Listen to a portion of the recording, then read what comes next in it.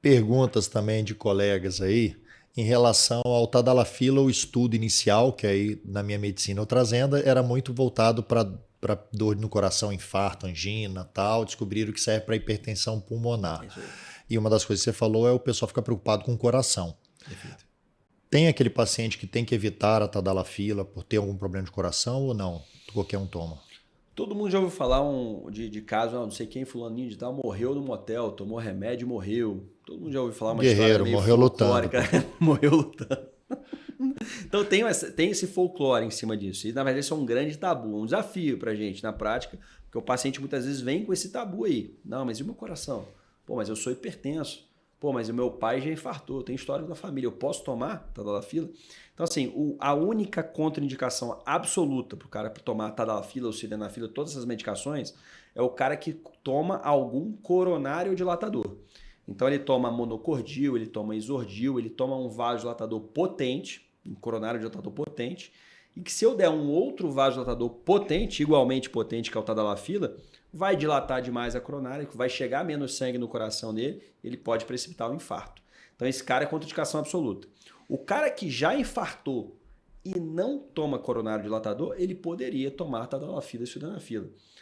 Qual é a grande questão aqui? Grande questão, por que o cara morre que tomou Tadalafila do coração? Por que isso acontece?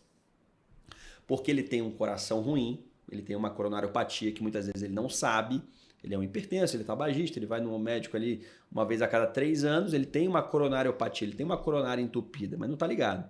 Ele não está pronto, por exemplo, para correr a maratona, ele não está pronto para jogar futebol. Se ele jogar futebol, ele tem um risco de infartar e ele nem joga por causa desse risco, que ele está ligado. É o atleta do fim de semana que infarta. Exatamente, ele não pode, ele nem joga, porque ele está ligado que ele não pode. Então ele não tem preparo cardíaco para fazer uma atividade aeróbica. Aí o Tadalafila ele toma, o Tadalafila permite ele ter uma relação, ter ereção. E relação sexual é uma atividade aeróbica. Então ele vai demandar do coração dele, o coração dele não tem como oferecer. Então ele vai ter um aumento de demanda cardíaca, coronária ruim e ele vai infartar. Ele infartou porque ele tomou Tadalafila? Não, ele infartou porque ele foi fazer uma atividade aeróbica para a qual ele não está preparado. Aí ele morreu. Perfeito, porque então essa é a interpretação. Morreu lutando, morreu bonito, mas morreu de um problema prévio, não é a medicação. A gente não pode pôr a culpa no remédio. Então, assim, só finalizando a questão, o cara que ele toma coronário dilatador, isordil, monocordil, não pode. E o cara que tem um histórico cardíaco, ele teoricamente ele poderia, mas é bom fazer uma avaliação cardiológica antes.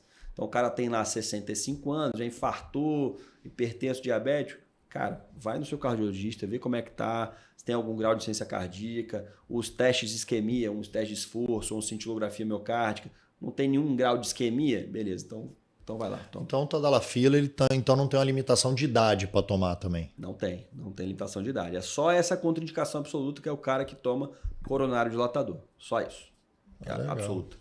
É bom, o idoso pode tomar, né, com toda a sua segurança e com a orientação do especialista, pelo amor de Deus, gente. O idoso ainda tem um outro, Tadalafila, a gente fala muito aqui de performance sexual e ereção, mas em bula ele tem uma segunda ação, né, uma segunda função, uma segunda indicação, que é a hiperplasia de próstata. A próstata aumentada, o Tadalafila, ele tem a ação na dilatação da próstata, relaxa a próstata, e faz com que você tenha um jato melhor de urina. Lembrando que a próstata ela vai crescendo, vai entupindo o canal, a uretra, o cara vai começando um jato fraco, aumento de frequência urinária, vai mais no banheiro, e o Tadalafila ele é liberado, em bula, não é off-label, em bula, ele é liberado como monoterapia para hiperplasia de próstata. Então, só o Tadalafila pode ser o tratamento para a próstata. O 2 em 1. Então, exatamente, 2 em 1. Então, para o paciente idoso, é uma droga que muitas vezes ele vai melhorar a função erétil do cara e vai melhorar o hábito urinário dele também.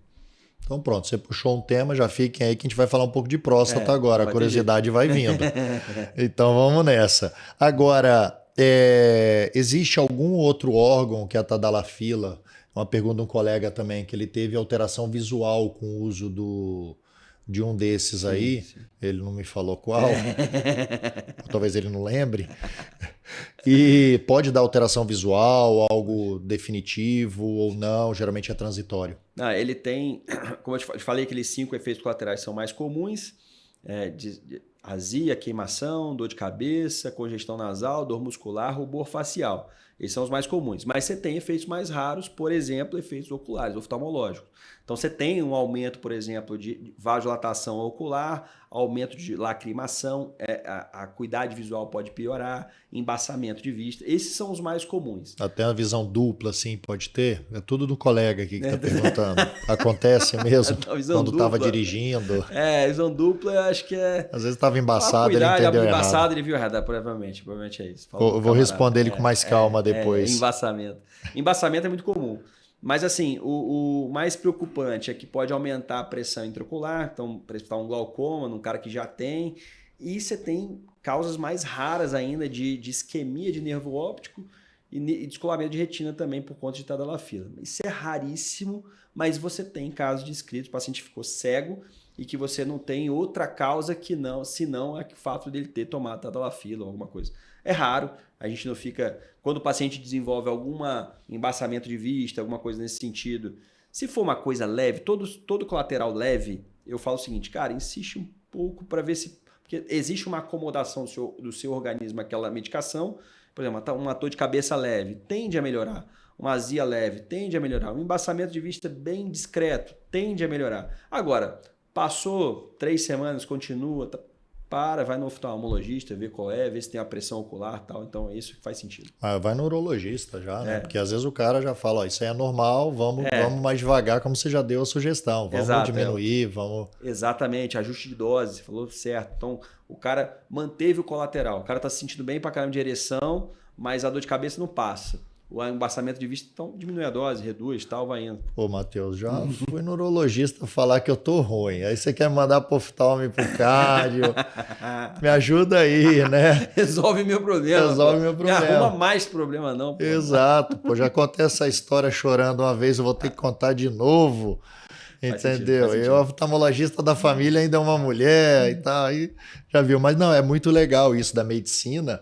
E eu vejo do breve conversa aqui que todo mundo está podendo ver, do conhecimento, né, cara? A gente não olha para uma coisa só, você tem essa visão globalizada. E você chama o especialista numa situação mais específica. Exatamente, né? Não tem jeito. Tem horas que a gente tem que buscar ajuda também, até para o paciente, né, cara? Sentir mais seguro. Agora, beleza. Tem uma coisa que ninguém falou aqui ainda, que eu já perguntei. Já deram alguma coisinha aí, o Lúcio, conhecido seu também, urologista, que falou de combo de amor e tal, mas falou 2 itens. Tem um tal do trio do amor. Trio. Não. A gente está falando aqui de performance sexual. Eu comecei falando que performance tem três variáveis: ereção, tempo de ejaculação e libido. Boa. E o trio do amor, que é um nome brega que eu fiz esse nome. A galera tá patenteado, hein? A galera aí bota nos comentários aí se tiver outro nome, faço o vídeo com o nome que você botar aí. Se for bom, nosso Rafa que vai decidir, o Alan também.